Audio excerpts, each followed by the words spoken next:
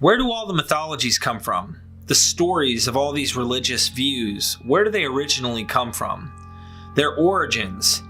They have found in El Castillo, Spain, Paleolithic cave art. And Bernie Taylor, who wrote a book called Before Orion and has a website called beforeorion.com, is going to discuss this with us and show us a lot of images of cave art and where a lot of the original ideas of mythologies may come from. There's a lot of Paleolithic art that looks like celestial bodies, but you know the old saying, as above, so below. So I'm wondering if you guys agree when you see this video, if this is what's going on. Stay tuned. Tell me what you think, and don't forget to subscribe, like, and comment your thoughts down below.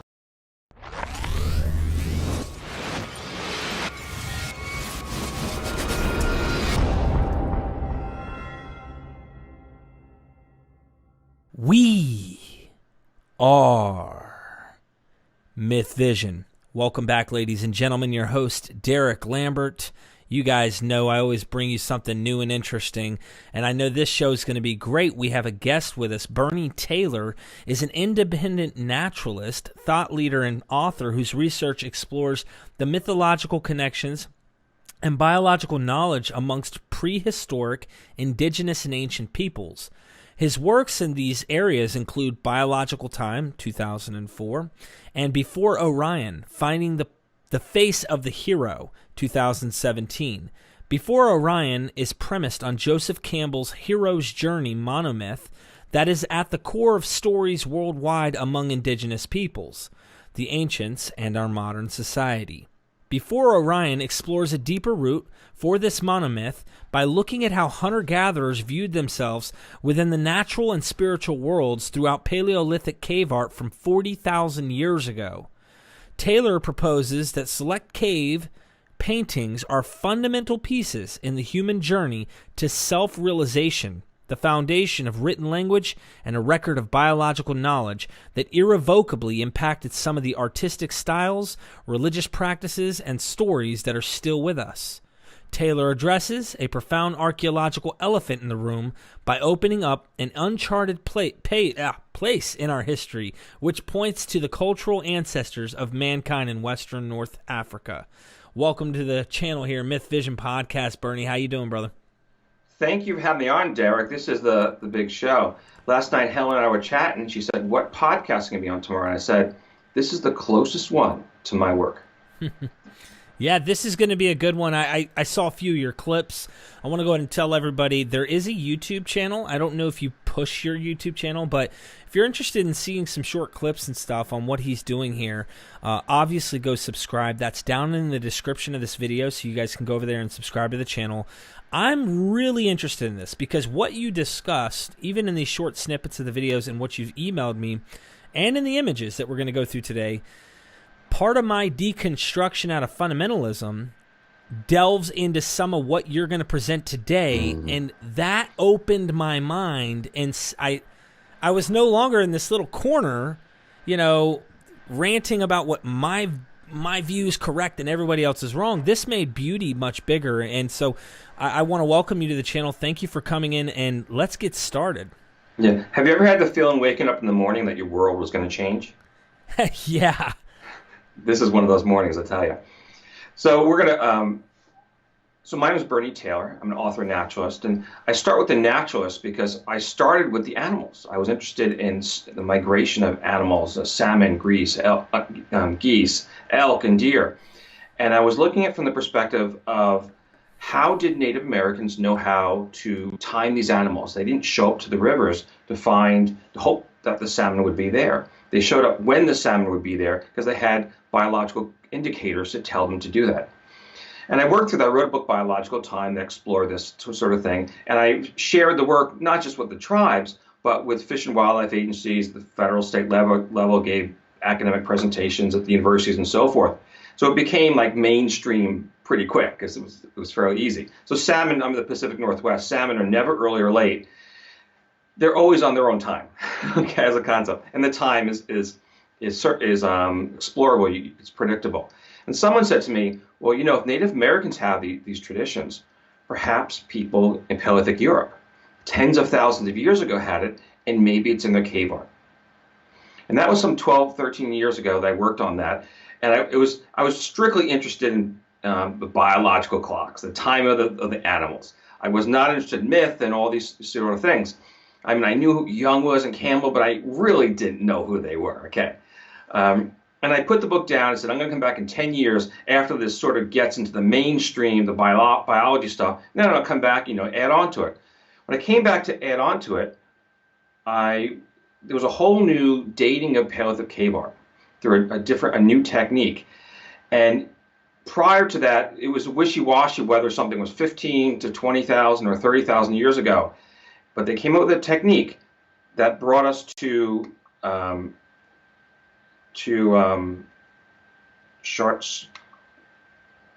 place called El Castillo in the northern part of Spain. Can you see that image? Yeah, that looks great. So this image is called the Gallery of Discs. It's about 10 meters across. So that's pretty huge, right? So then you're talking maybe 7 meters high from the floor to the ceiling on top of this image. And when I first approached this, I was counting red discs because I was interested in maybe there's some biological timing mechanism to how they found caught salmon or hunted deer, that sort of stuff. And I didn't see it. I counted these things every different way. And then I'm just one day just sitting back, and I said, "Oh my God, there's more in there than these red discs." And the first image that I saw was of an elephant, and it's the elephant to the viewer's right with the trunk up. And I said, "Wow, that's pretty cool. That looks like an elephant." But there weren't. And it wasn't until a year later that I recognized that the artist used the same ear in the trunk for a second elephant. So if you turn your head 90 degrees, it's the same ear and trunk. Wow. Exactly. I didn't realize it. I didn't see that till a year later. And this was about a 3-year process of going through these images. And I reached out to a friend from my distant past, actually not a friend, but someone I encountered on my distant past who's a wildlife biologist. And we went through all these animals to determine what they were, perhaps, and what they were doing. And fairly quickly after I saw the elephant, I saw another key image. And that's this teacher and apprentice. Okay. And you've had guests on, and your general theme is this myth of where do we come from? What do we think? What are the stories that we tell? And why do we tell them? Well, if there's an original story, it wasn't somebody just talking to himself. It was somebody talking to another person. He was sharing the myth. And in this image, we have this apparently this man with a big nose and dark hair, and he's speaking to the ear of the apprentice. And the apprentice's eyes are those red discs. They're wide open. You can see his nostrils flare, and you can see his mouth. And the teacher has this big nose and kind of open mouth, and he's going towards the ear of the apprentice. So what we're exploring right now is possibly the first myths, the root of the tree. If there is one root of a tree, because there are, of course, many roots, maybe this is the ground that surrounds the roots. This is where it all comes from. So far back in time, 34,000 years ago, in the Paleolithic cave art of Spain. And this is a very important figure, because these are two people interacting with each other. It's not just a deer on the wall or an auroch or something like that. This is characters. One is telling a story from the old to the young. And we can learn a little more about the teacher by the fledging eagle that sits on his shoulders. Stands about a foot high. It's fledging because it still has the downs. This bird hasn't flown. In that part of the world at that time, this would indicate a mid-June time period. So the artist is not just telling us the characters, but he's telling when the story starts. The story starts when the eagle fledges. When it drops its down and gathers its wings. And just as it's a very animist, or Native Americans might tell stories that their calendar, or typically lunar calendars, they'll say in the moon of making fat, or the moon of when the deer drop their, when the horses drop their foals, or something like that. So we're starting this story in the moon, or the lunation, the period when the golden eagles fledge. Okay, and what's brilliant about this is that as we looked at we have this teacher next to him. It almost looks like the hair of the teacher is the beak of the head of the eagle. So the two are one. This is not just an eagle staying on his shoulder. The man is morphing or transforming into an eagle. Interesting. Now, when you think about the myths you've heard, how many of them have you heard or read about a man transforming into a raptor? Horus, the ancient Egyptians, right? Among the Abrahamic religions, we have angels, the transformation into a bird. You can go around the world, and in shamanic animist practices, people transform into a bird to travel to the great beyond. You could even speculate if this is deeply rooted into some of these things, that even like the dove, Holy Spirit concept, you could maybe read that into these things. Yes. You know what I mean? It would be the same. It's the bird is the intermediary between the earthly and the heavenly world. The bird is the spirit that travels between them. And for the shaman to travel between them, he becomes the bird. Okay? And that's a fundamental, it's a foundation of myths around the world.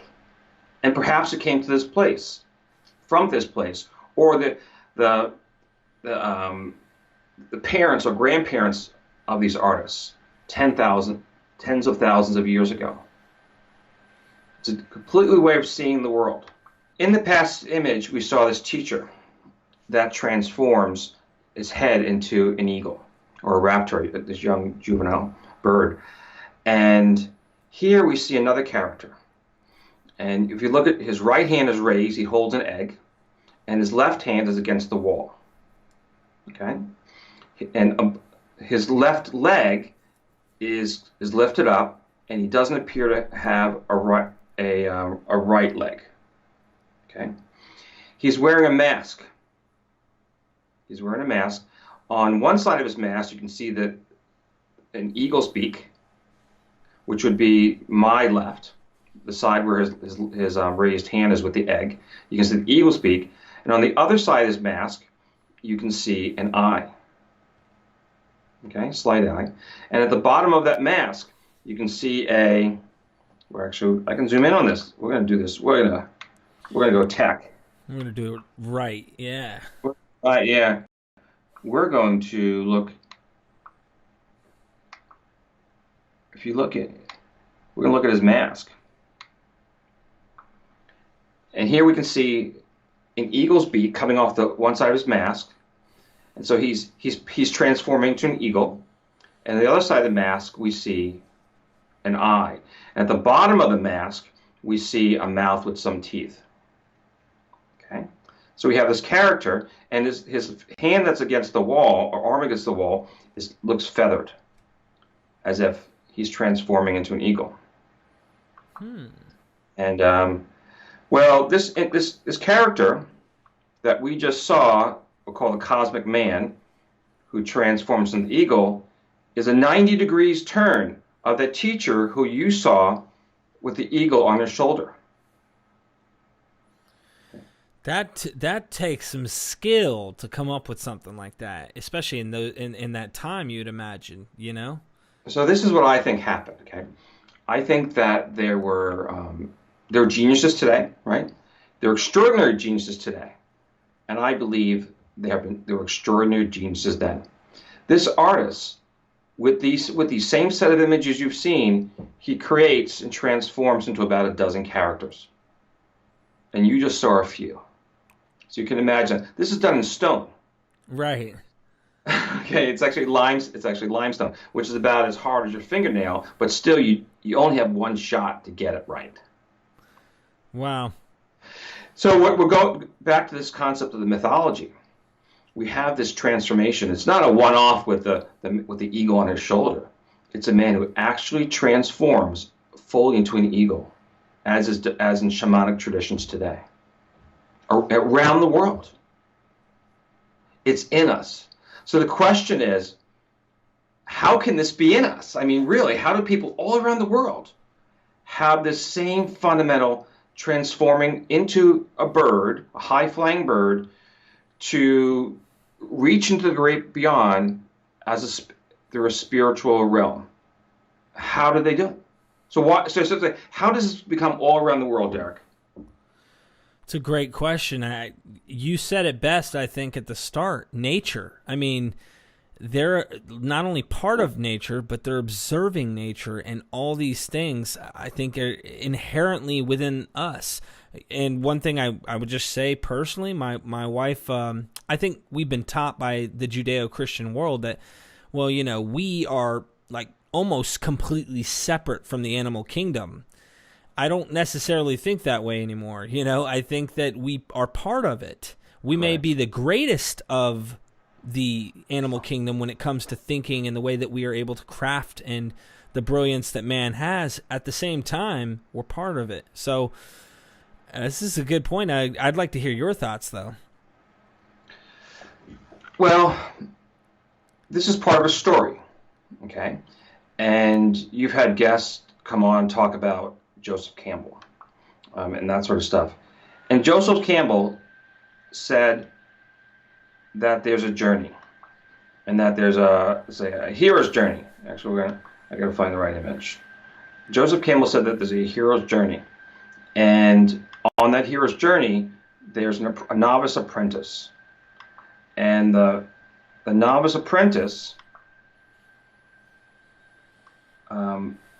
goes off into the world, and he accepts the call. And on that call, in Harry Potter terms, he encounters his spiritual helpers, his colleagues, his teachers that become in animals or not, right? They come in and out of animals, transform. And in Frodo, the Lord of the Rings, he also has a band of people that gather around him who help him. And most of them we describe as non-human, right? They're elves and there's hobbits and dwarves, all this sort of stuff. I love those movies, yeah. They're great. And, well, this character, this cosmic man that we saw transforms into the bird, we can see him again behind this image of the horse, of the speckled mare. And he's transforming into the horse. He becomes a centaur, if you will. And this is most likely the origin of the Greek centaur. Okay. So he's not just riding the horse, he actually becomes one with the horse. In the Paleolithic story, they didn't have, Frodo's sting and magic sting the blade, and they didn't have the magic cloth that made him invisible. They didn't have all those tricks and tools. What they had is the other animals in his world that he gained strength from. And he gained strength, in this case, from the horse. Okay?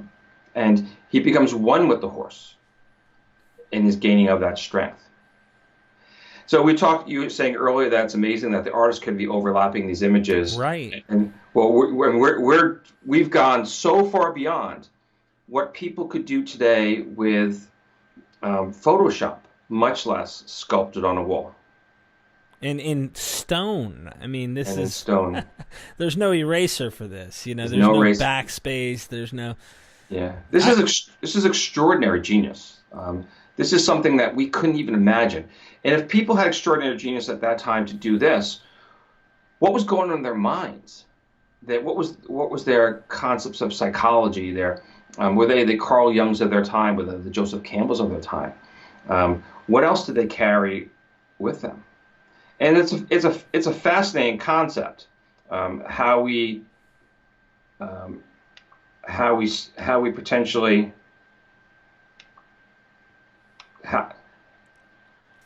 we're here. We're here, And so you see me now, right? Yeah, you're cut off at your bottom lip, though. Okay, there you Okay. are. Okay. How we see the world, um, and how we see people from the past. Now, Joseph Campbell said, "This is hero's journey," and the hero goes on his journey, and he encounters helpers who give him magical strengths. And at some point in that journey, he comes to face his own fears. And the fears could be a dragon, it could be a lion, could be Darth Vader. Okay, and you remember the story of in the second made Star Wars movie, The Empire Strikes Back. Luke Skywalker he's outside the cave with Yoda, and he's hearing voices that are calling him there. And he wants to go down, and he asks Yoda, "What do I bring with you?" And Yoda says, "You only bring yourself in there." Okay. Well, we've just gone down to that same cave, and we're seeing ourselves, our distant past, who we were, in the same way that Luke did. And when Luke he goes down, he starts battling with Darth Vader. He lobs off the helmet of Darth Vader, which is a mask, right? And mask falls to the ground. He sees his own self in there, and so ultimately Luke is fighting with himself. He's fighting with his own inner demons. And Joseph Campbell and others have said that when you're fighting the dragon, or the hero fights the dragon, it's really fighting the fears within yourself. Okay, and that is something it's not a American thing or a European thing or African thing. It is a human thing. And when we talk about our personal issues and complexes and all these problems we've had in life, and we dwell in them, we're going back to those fears. And at some point we face them, and we can move on, and we can laugh about them. We've got it behind us, and we've talked about how it's empowered us to move forwards. And that is sort of the concept of what I believe these Paleolithic cave artists were doing. And that is, it's absolutely, I'm getting better at this. Okay. And so that's what we find with this hero on his journey. And on his journey, he comes to face himself. And the hero, you can see him with red hair, and he's facing himself and this other two-headed character, apparently two-headed character. And the reason they look different is all these characters that I've shown you so far, they're actually constellations. Okay, the cosmic man is Hercules. The eagle is Agila. The horse is Pegasus. The combination of the cosmic man and the horse becomes Sagittarius. And as we go around this whole panel, it's the hero on his journey as he encounters the animal, as you would see not just on land, but you would see into the night sky. So the genius, extraordinary genius, is not just in the artwork, but this was his as above, so below world. And that space in between where the spirits realm. In this particular image, we have the constellation Orion. He's holding the club. And you can see the two of the belt stars near his waist, and at his shoulder you can see the red disc to create two stars. And then by his feet you see the let's say the etching open of the rock to create two more stars, Rigel's forefoot and Cyphus' rear foot. Okay, and he encounters himself on the same journey, which is the constellation Perseus. Okay, and Perseus is swimming the Milky Way celestially, and in this case he is coming to face himself, and he's battling with himself. So this person is swimming. You can see how his down hand is cupped and his two arms are up and as a crawl, and his head is bobbing up and down. But in this image, the artist transformed that swimming to actually battling with himself. So that down arm that's cupped is ready to box. It's ready to punch. And his up arms are holding the red-haired hero back. So it becomes a battle between the two. And so the artist is, he's telling us a story, not just of a hero that goes on his journey, but he's telling us about the psychological battle that the hero has. You know, something that I just realized, first of all, this is wonderful how you contrasted these images so that we could see them better. But my question would be, did you discover this yourself, or is there a certain team that found this and saw these images that you're looking at?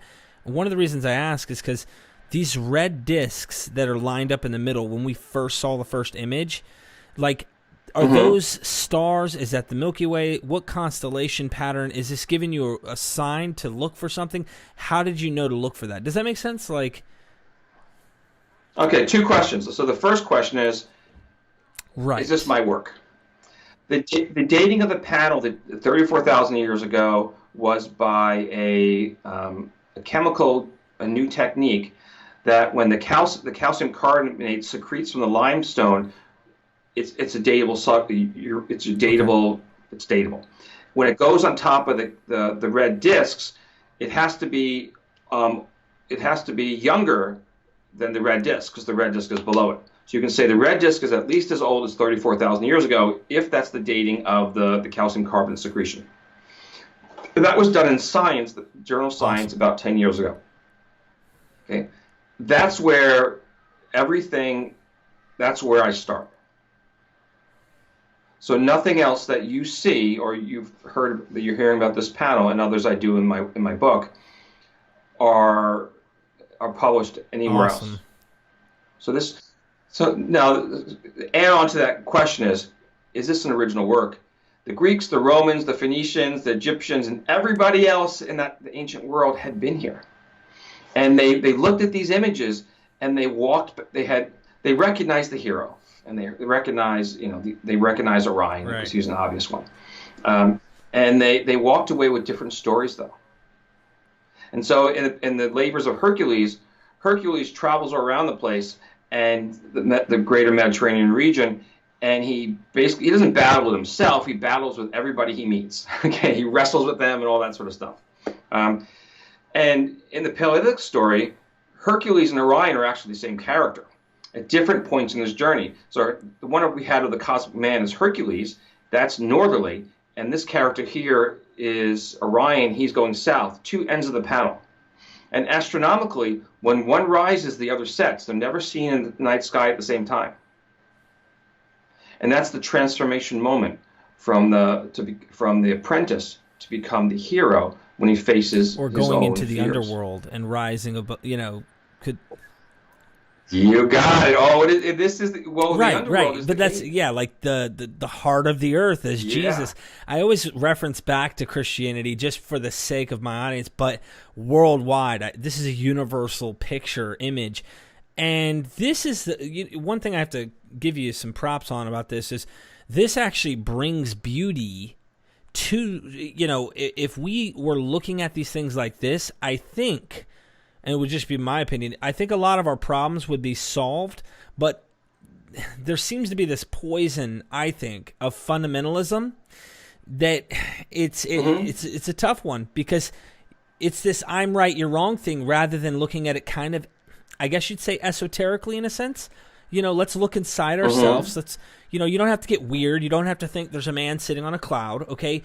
We're talking psychological. We're talking humanity, right? Like, should we love each other and try to find our own narrative? Anyway, I'm preaching in a way right now, because it's like, I feel what you're saying here, and I live like that. It's just the way I am, as a human, and I hate the division that religion causes.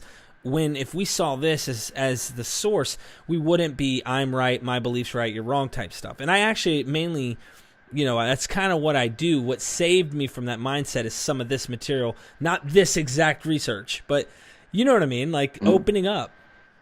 Exactly. Thank you. I'm with you. And on this journey, he encounters a dolphin. It's actually a spinning bottlenose dolphin. That's why all these appendages. And it lifts him out of the water just like you'd see in SeaWorld. So that's that same Orion character, okay? And in this case, he's traveling from north to south. And I'm going to knock off some of these. And then we can look at... those red discs. What do they symbolize? What are those red discs there? What? They symbolize everything. So as we're going through these characters, we're finding them incorporated into the characters themselves. So they become the stars on the shoulders of Orion as well as his waist. They become the speckles on the mare. And so the artist captured the night sky through um, these red discs, the stars, and it's a phenomenal concept that they're just not pictures Right. of the night sky.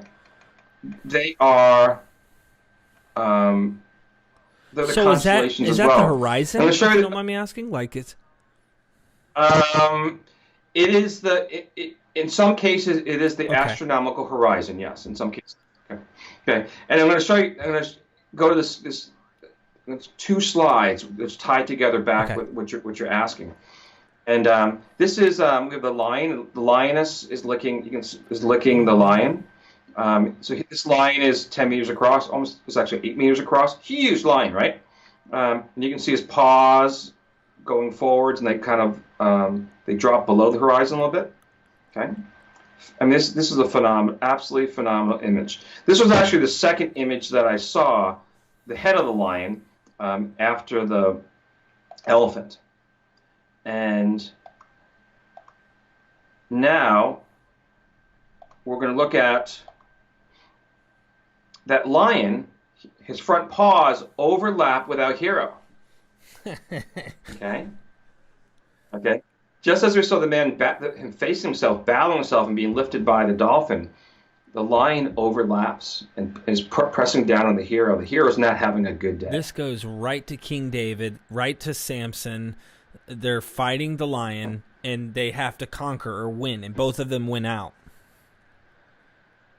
Exactly, and it's in the Greek mythology. This is the Nemean lion, and the Nemean lion ate humans. Okay, and but he ate them in his cave and was splattered by the blood as he ate them, and then he licked it off.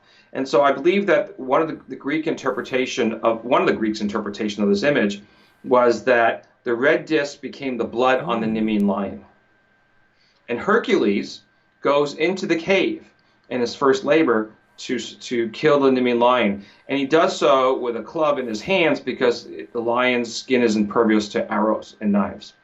So he actually has to wrestle with the lion, and that's what we see in this image. And so he's battling with his, he has to face his fears of the lion itself, but fear is a psychological reaction. If there's a spider on the wall and you're afraid of that spider, well, that spider is highly unlikely to move from that wall to you. You've created a fear of something that it's not likely going to happen. Okay. And you can't go get rid of that spider until you first get rid of the fear of getting rid of going near the spider. And that's part of who we are as humans. And so when the hero slays the lion, he then gets around his neck the pelt of the Hercules. lion. Ah, yeah, interesting, right? Carries forward for the remainder of his journey. And this is many mythologists among the ancients walked away from this cave and they came up with different interpretations of this. But in fact, it's from the same original story, which is a pretty incredible concept. And there's another story for the biblical scholars. And it's the Jonah and the whale. Okay, so remember our apprentice with the wide red eyes? He's in the belly of this whale. Yeah. Fascinating. So the Jonah story is probably very old, okay? And it's an animist story. It's a story of the hero that goes on this journey and that he gets spiritual help from the animals in his world. Okay? So at the root of all religion, of all faiths, is this animism that we are kin to the animals. And when Europeans arrived, I assume you're European descent as well, when we arrived on the American shores, we encountered Native Americans who had these animist beliefs, and that in their mythology, or what we call mythology, animals talk to animals, and people talk to animals, and so on and so forth. And it's the same psychological tradition that we carry with us today. And who would you say among the superheroes, Marvel comics, do you see this kind of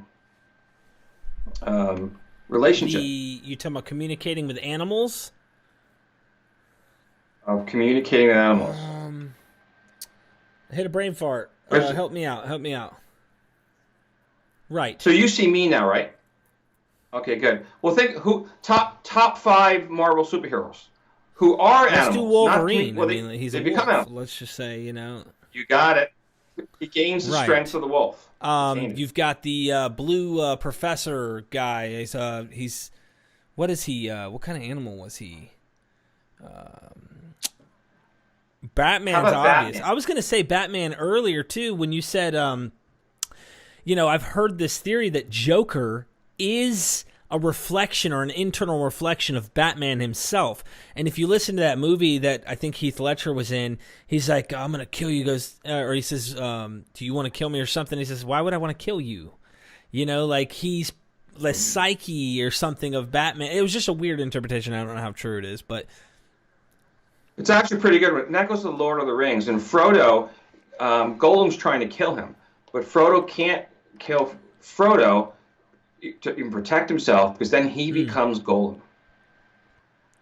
And so Batman needs to have the Joker incarcerated, and not if he kills Joker, he becomes the Joker. Interesting. And that's a very old story. And so now, what do you see right now? You and me. Okay. And it's an interesting. It's a story from Orion. Was a student of classical literature, or teacher of classical literature, and so he knew the stories, and he developed the Lord of the Rings from stories that he already knew, and then he added the language and the characters and so forth. And knock off some of these. Once you have the archetype, I guess it's probably not too difficult for guys like him, Whoa. That is the thing. It is the archetype, and so we have all these phenomenal characters on this gallery disc, 10 meters across, 34,000 years ago, and minimum dating. And there's another 30 or so on this panel that we would I do. So you tell me when you see me again. Okay, cool. And on this panel, the character goes from north to south. He's Hercules. He counters the eagle, Agila, Pegasus. The whale, the dolphin going south is Pisces, and the whale going north is Pisces. So as he depending on which direction he's moving, he sees the stars differently. And so he has to get back again via the ocean, and he uses the whale. There's a monk seal, which is sea monster Cetus, and there's a whole bunch of marine animals, including the whale and the dolphin, and that's in the so-called astronomical sea. In astronomy, there's a place called the sea, and all these animals are in that place. And so, and as he keeps going down, he counters a dog. It's a Spitz dog. He counters a giraffe, and we saw the lions. Next to that are some bears. And there's a huge crocodile that spans the length of the panel, and that becomes Draco, the constellation. So the origin of dragons is in fact this image, because the Greeks then called them Draco, became the dragon. And the lion is Leo, the bears become Ursa Major, and the dog is Sirius. And there's many other constellations.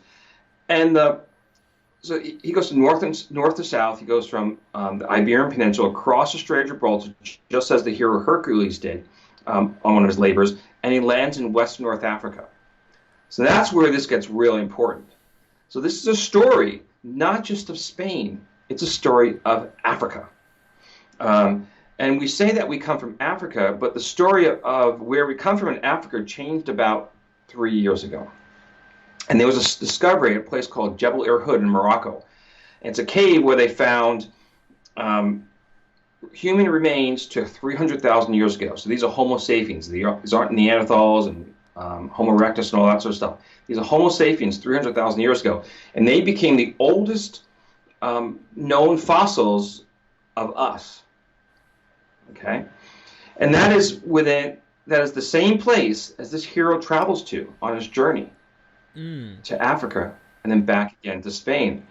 So how old are these stories? You know, I got to comment on this because this is beautiful.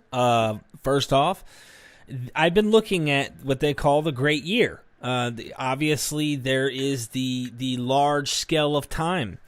And, you know, I've had some people tell me, well, you know, we could easily figure it out with a little bit of mathematics. I'm sure they could have figured out that we were in a larger scale of time than just the Earth's rotation or than just a year. You know, this is the Great Year. And I personally have always thought if 1 degree is 72 years of this great year approximately that we're measuring time, I feel like we've been through quite a few of them in humanity, and we've observed and repeated this cycle, you know, this big great year. And I just feel like these stories could have gone back. Maybe possibly the animals might have changed, like culturally, and they might have seen a different shape of something or whatever in certain astronomical signs, but nonetheless the same archetype taking place, the journey of man, we looked up and saw down below, and we've mimicked it. We see it in the structures. We see it in one of your videos that you actually sent to me on your YouTube channel where you show, you know, the pyramids, and a lot of these structures that we've built mimic the heavens above. So I don't know how old, and I love wondering. It's a great mystery to me, but I think it's older than just these cave arts. I think it's much older than just 30,000 years. That's just my opinion, but it's completely speculative on my part. I don't have any evidence. Oh, you're absolutely right, because people don't start by engraving this sort of stuff, etching it into the walls. They start by telling stories around campfires. And the El Castillo mountain is conical shaped, just like the Great Pyramid, all the pyramids, I should say. And there's another character in this. So we've seen all this man who transforms into animals that give him strength. We have that same character on the gallery disc, the man who transforms into this this other being, which is identical to the Great Sphinx at Giza. And this character, that head, is actually just on top of the lion's head. So it's almost like the lion somehow turned his head, the lion that you saw earlier, the main lion. Almost as if he turned his head, he looked up, and this is what you'll see. And on this gallery disc, you can see that teardrop on the forehead. You can see that strong, flat jaw, and you see the without the nose of the Great Sphinx. And they're connected. So the Egyptians were among the actual, either the Egyptians themselves or travelers who had gone to these caves on behalf of the Egyptians, perhaps the Phoenicians, brought back these images and these stories and told them. And I believe that the Great Sphinx, all the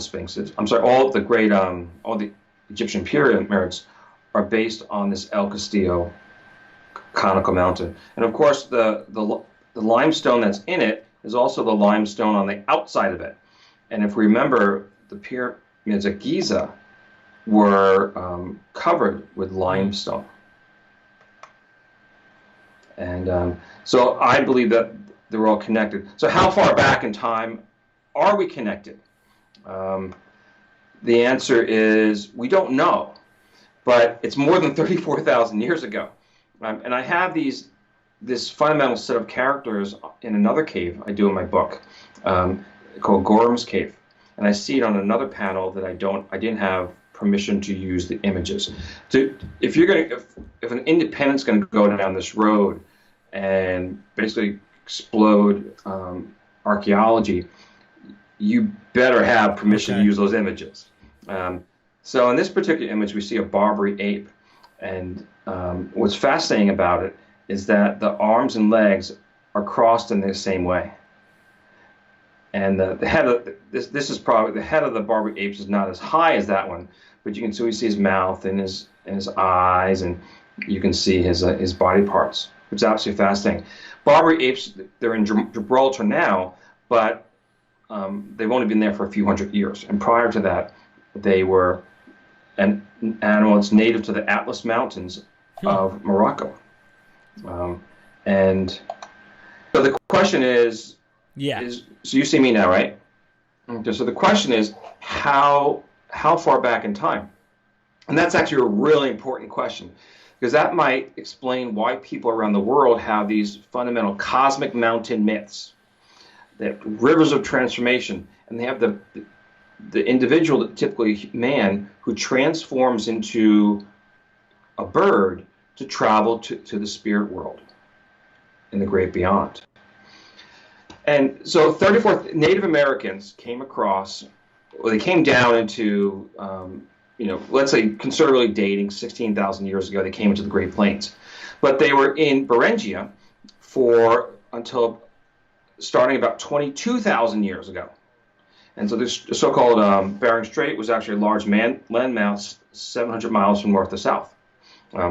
And people lived up there just as like Eskimos live now, in Alaska, or in a indigenous lifestyle. Okay, so 22,000 years ago, there was plenty of time for these myths and these stories and the constellations, as they were, to have traveled across Siberia and into Beringia and come down with the Native Americans. The Native Americans have fundamentally the same myths. Okay. And that is, there's also plenty of time that people could have left North Africa and traveled to Australia and brought them in different parts of Asia and throughout Africa itself. The constellations that we find around the world are generally recognized, are Sirius as a dog, or Canid, which is very interesting because it doesn't look like a dog, it's a bright star. We have Orion as a hunter. Okay. We have Pleiades as a group of women that Orion chases, and we have Ursa Major as a legged animal, typically a female bear. So I'm going to mark off, people can look in the night sky and come up with a bear for Ursa Major. I'm going to mark off that people could look in the sky and see Orion as a man. And, I'll give them, if they see Orion as a man, he's chasing a bunch of women in Pleiades. But how did we get Sirius as a dog around the world? I would say that came from the original source. And a lot of these constellations on this panel, we don't have in the Americas, and we don't have them because the horse didn't exist in the Americas before Spaniards arrived. So Native Americans didn't have horses, so they couldn't have Pegasus in their constellations. They couldn't have the Barbary ape, which is actually Gemini, the constellation Gemini. They couldn't have all these, so they used new animals and figures in their world to make the constellations. But at its source, I believe this is the source, because you do find not everybody in North America has Sirius as a dog, but you have it among people in, let's say, the greater Alaska region and throughout the United States. And so I would say that this core myth has traveled around the world. And so why do we have these same beliefs? Why do we tell these same stories?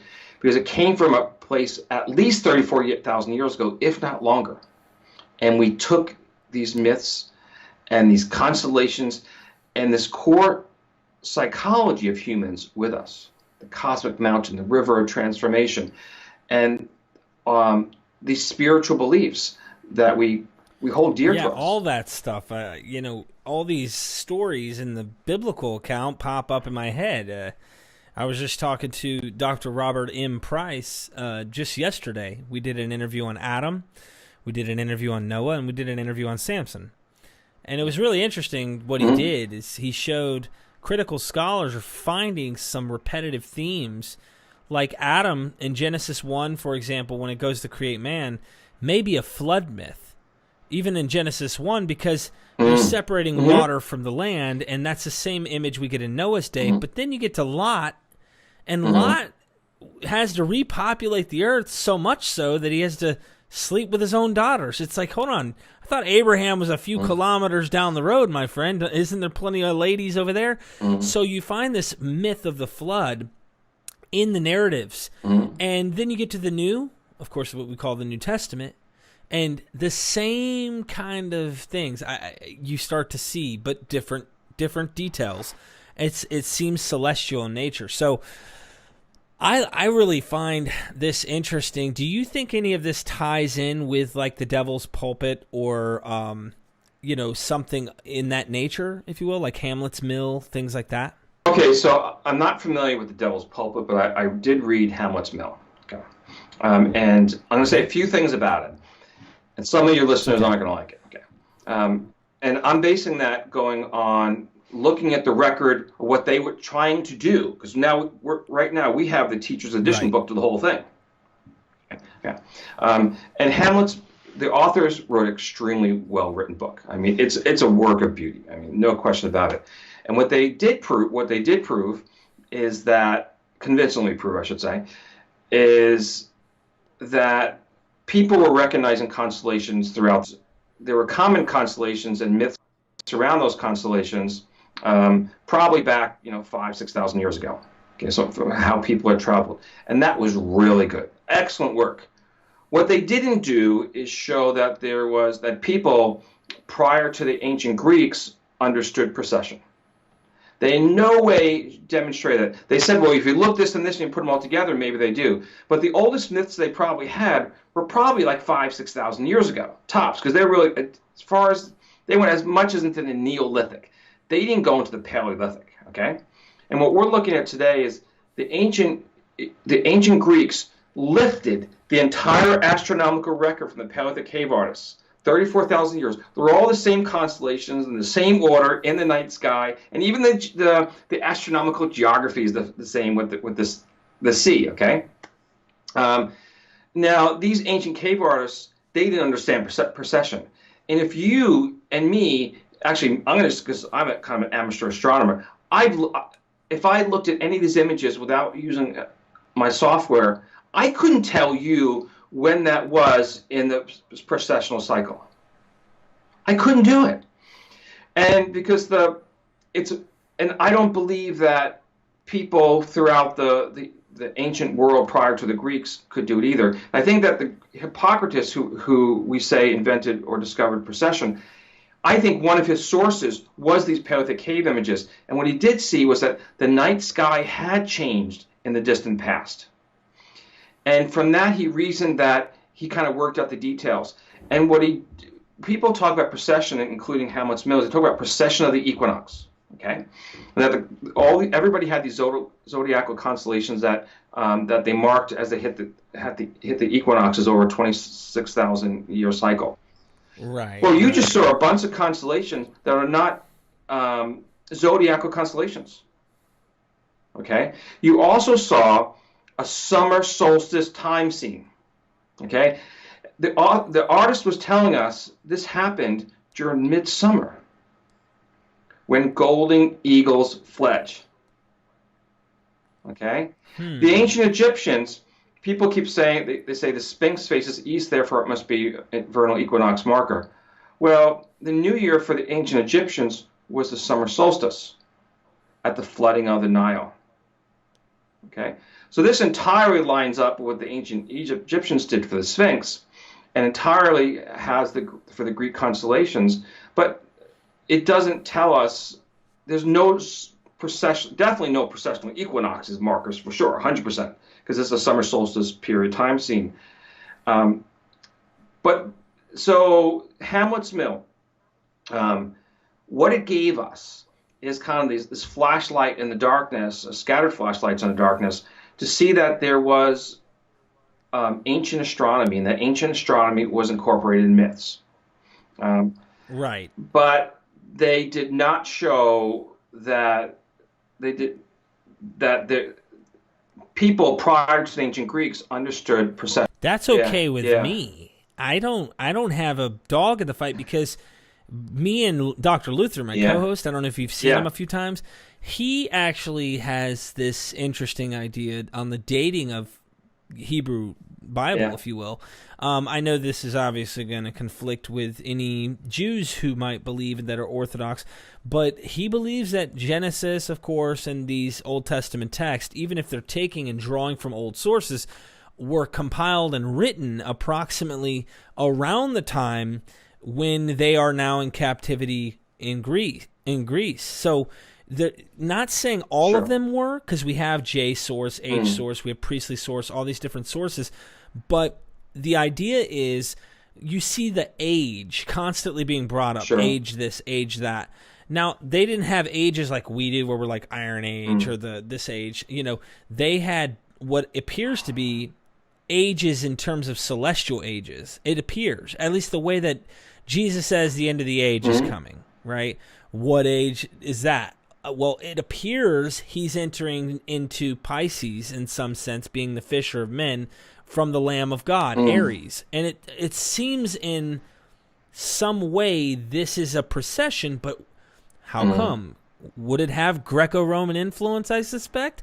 I would say yes. I mean, if you read Dennis MacDonald's whole gospel, he wrote one on Homeric epics and their influence on the gospels. So if it's no older than Greece and Greece's ideas, could it not be 5th century BC or newer? Well, as we saw with this, the man who travels in the belly of the whale, that's Jonah. The Bible stories are tens of thousands of years old, and we find the characters who climb the cosmic mountain, which of course, pretty much every biblical hero climbs a cosmic mountain, right? Okay. Right. And is transfigured or reborn or talks to the great Almighty. And on this journey, the character does travel to a mountain. And he starts with the mountain, which is El Castillo. The cave is, in fact, in the conical mountain. Not all the stories in the Bible, but many of the early stories in the Bible are based on myths from a far more distant time that they rewrote for new settings, new costumes, new props that pastoral people in their time could relate to and understand. So how old is the Bible? I'm going to tell you it's 34,000 years old. Okay. So would you say, let me rephrase that, maybe we can cover, I'll be on the same page, if you will.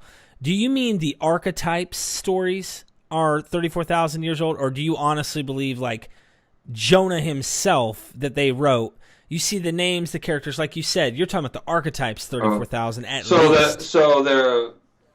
I'm going to say, in the case of Jonah, okay, that it's based on this Paleolithic story of the apprentice traveling in the belly of the whale. I agree with that. Ancient peoples had been there, and they walked out, and then they made that into the Jonah story. So who is Jonah? Jonah's the apprentice on his his journey, which Jonah, of course, goes on his journey, right? Okay, that's the whole thing. And he takes his night journey across water too, right? Yeah. Right. So I'd say that's not an archetype. I think it's actually borrowed from the image from the cave image, just as the Sphinx was for the ancient Egyptians. So, like, if I were to ask you, let's say, because this isn't in your, I don't think this is in your particular field, but if I were to say, give me a date and exactly when Jonah was written, like most the scholarship would look and go, well, here's evidence that this took place in the, here's evidence of Greek influence. Mm-hmm. Here's evidence of this, that, and they'll use internal evidence to try and come up with an idea of, like, okay, this story was probably pieced together in 400 BC or 200, 300 BC, something like that from internal evidence. The story itself goes way back. They borrowed it from previous, probably civilizations or other cultures that were using this story or something like that. Do you agree with where I'm going with that? The key word, you said written. I would change that to rewritten. Okay. And when it was rewritten, they put together the pieces of their world at that time. So it's a rewritten story from a Paleolithic myth. Okay. And we're on the just same as Hercules. page now. So let's look at the Birdman. Okay, the Birdman are angels. Okay, it's just what it is. Okay, um, and so is the angel Gabriel a reincarnation of this Paleolithic myth of the transcendent character who communicates between the great Almighty and man, or do we actually carry this archetype with us in our psychology? So the question is an archetypal character for the angel, or is it actually a descendant of the Paleolithic myth? And, it's not just Christianity, it's actually all the Abrahamic religions that have this angelic character. And you find it in it's Garuda among the Hindis. We find this all over the world. Assyria, everybody has it, and for everybody it's that transcendent character, and it's most often a raptor. Okay, it's we do have doves, but it's most often a raptor. It's never a bluebird, and it's never a swallow, whatever the story is. Okay, but the character is in fact a raptor. So are all of the stories surrounding the angel Gabriel, are they based on this? Well, angel Gabriel, goes to Muhammad when he's a young child in the cave, and he teaches him, and that's where Muhammad first gains his inspiration, in a cave. Gabriel comes to Mary and tells her that she's pregnant. And there's two Jesus stories. One is the manger, where he's born, and the other is a cave. Okay? And so the cave, I don't believe that Muhammad was visited by an angel in the cave, or that Jesus was born in a cave. I don't think either of those are true. Yeah. But they're telling the same story of where the divine hero came from. Interesting. And inspired by the Birdman. And I believe that is in fact this same story, this fundamental Paleolithic myth that we've changed for new costumes, new sets, new props, and language for the people of that time. How in depth does your book go into this? Does it go into some of these ideas that we're discussing today? I mean, obviously some of the earlier stuff, but even some of this stuff? 8,000 pages. Well, that's Kindle 8,000, okay, so that's still a lot, though. Yes. Ooh, that's a lot. And there's probably, oh goodness, there might be there's easily over 100 images. So is this only on Kindle? Because if this was a bound book, it had to be like a $70. Nobody could afford it. Huge $70 book. And Kindle's great because you can zoom in on the images, and you can do audio readback. Most people don't know that. So on an actual Kindle device, but you can download Kindle books to your own tablet without all the functions, but it's all there. And Kindle books are almost entirely below $10. That's awesome. And so and I also think that this is a work that it's my work, but it's really humanity's work, right? I think it's going to be around for 1,000 years. And if you're writing a print book, it's not really the way to go. And your viewers or our viewers today could, just click on their computer, download the Kindle version, like right now. Whereas they have to wait weeks for a book, and if it'd have to be in color, which is a $70 book for this size. I definitely need you to get me a copy somehow, so we can. I was going to say this way we can really probe even some of the things you talk about here and do maybe a series on some of the stuff. I really find this fascinating. I don't know about you guys. If you're watching this, make sure you guys go down in the description. I'll make sure. Is this on Amazon? Amazon Kindle, yeah. It's actually in every ebook format that exists. So Barnes & Noble and Kubo, and they're all there. I'll put it in my Amazon link down there, but also put your website, so if they want to just go there and get it either way. I have an Amazon affiliate link down in the description. So regardless, I love what you do here, and it dispels what we've been told. In my opinion, what we've been told has caused more issues than really uniting us as humans. I'm seeing this pattern that you're showing of all these myth hero archetypes. Like, this to me is beautiful. Like, I can't, for what it is, not for what it's turned into. And it makes me kind of like, I get why people want to mock, because it's like, for example, we talked about Ursa Major or Minor, right? So we mentioned the bear, and here's Elijah being called bald head, right? And then these 42 kids get mauled by the bear. Well, fundamentalists are the ones who interpret this literally. You have God killing 42 kids. How good? I mean, how pretty does that look to you when, well, just that spot we're going to allegorize, or it doesn't mean what it says there, but you've got donkeys talking, literally in... That's animism. That's animism. Donkeys talking to humans, yeah. Right, and a snake, etc.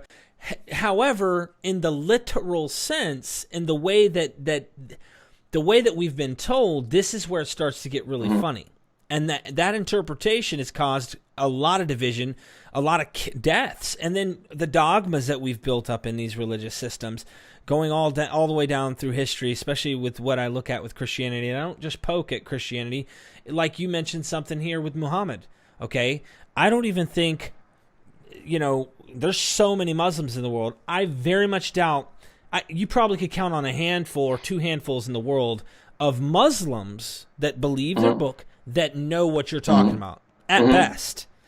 I very much doubt they approach us like this. They think there was really Muhammad inside of a cave who really was approached by an angelic creature being, like in the literal sense. And it causes this division, and we want to try and break that down and show them what's really going on here so they can actually not necessarily hate the Bible, but maybe the Bible and these other stories, love them for what they really are, where those parts happen. I do also look at scholars who think a lot of stuff may be fraud, and added dogmas and stuff to these texts. So that's one of the reasons why it's hard, I think, is you get this mishmash of stuff that happens, and then doctrines and divisions, and you're of the circumcision, and all this stuff. So I don't want to get caught up in that. I like what you're doing, though. This is my kind of favorite stuff. We start off today with the question of, did you wake up today and think that your world could change? Has it changed? Well, I'll put it like this. I don't throw out everything that I've been told. It makes me reevaluate. Once again, like we said off air, I always think I've got the answer, and then I got to find myself, humble. I got to realize maybe I don't know everything, and that's why I try as a host to remain as balanced as possible and to try and be like a Joe Rogan. I think Joe Rogan does a fine job of trying to balance ideas. Sometimes he has his own opinions and he's biased, but I try to be that way. And what you brought today, I think, and my audience who's watching would also agree, this is the best look you're going to get at finding beauty in these ancient stories rather than what we've been told they say by those who hold them sacred in the way that they approach it. Would you agree with me on that? Before my work, the oldest story we had was the Epic of Gilgamesh, dating from 4,500 years ago, is found in Sumerian deserts, right? Iraq.